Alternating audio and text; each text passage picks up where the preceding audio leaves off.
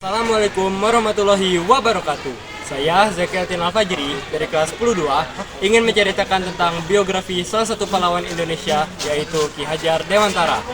Suatu hari di Yogyakarta, tepatnya tanggal 2 Mei 1889, lahirlah seorang anak dari keluarga bangsawan yang bernama Raden Mas Suwirja Surjaningrat. Meskipun lahir dari keluarga bangsawan, ia tidak menikmati jalan hidupnya untuk kepentingan pribadi, melainkan untuk meraih hak pribumi dan memperoleh pendidikan. Semasa kecil, ia mendapatkan pendidikan yang hanya bisa dinikmati oleh para kaum bangsawan. Ia bersekolah dasar di sekolah ISL, terus melanjutkan Stovia di Batavia, yang merupakan sekolah calon dokter pribumi. Namun, ia tidak berhasil menyelesaikan pendidikannya dikarenakan suatu penyakit. Akan tetapi, hal tersebut tidak membuatnya patah semangat, melainkan ia menemukan jalan hidup baru di dalam dunia jurnalistik.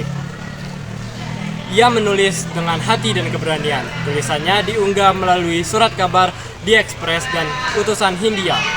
Tulisannya berisikan kritik keras terhadap pemerintahan Belanda, yang salah satu sangat terkenal ialah tentang kritik pesta kemerdekaan rakyat Belanda di tengah penjajahan. Tulisan tersebut diunggah dan memperoleh amarah dari pemerintahan kolonial, sehingga ia ditangkap dan diasingkan di Pulau Bangka dan ke negara Belanda. Semasa pengasingannya, ia tidak hanya tinggal diam, melainkan ia meneruskan pendidikannya sehingga ia mendapatkan Europis Acte, merupakan ijazah pendidikan yang bergengsi.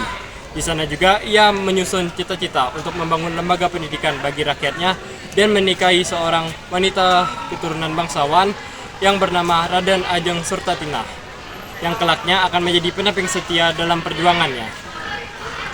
Semasa ia balik ke Indonesia pada tahun 1919, ia mengajar di sekolah milik saudaranya. Dengan pengalamannya tersebut, ia mulai mengubah pola pendidik yang lebih merdeka dan membumi.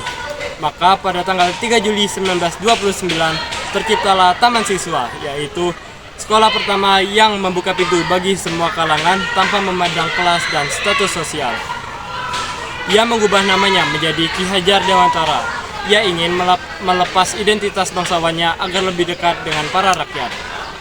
Di sekolah ini juga ia mengubah cara mendidik, di mana mendidik menggunakan kasih sayang, teladan, pedoman dan semangat, yang menimbulkan istilah yang dikenal sampai sekarang, yaitu Ingarsa Tuntulada, Ingmadia Maung Karsa, dan Tutwuri Handayani, yang memiliki arti di depan memberi contoh, di tengah memberi semangat, di belakang memberi dorongan.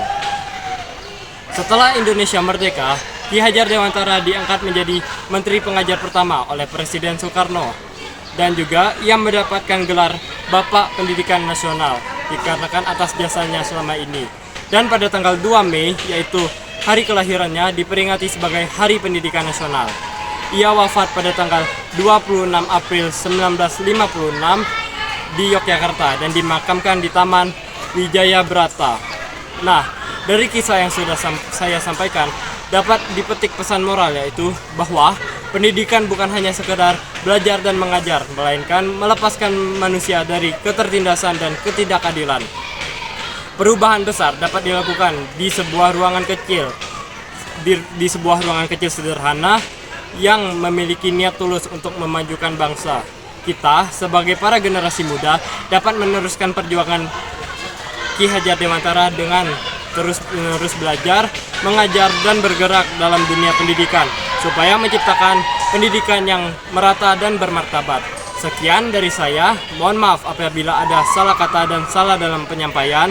Saya tutup, terima kasih. Wassalamualaikum warahmatullahi wabarakatuh.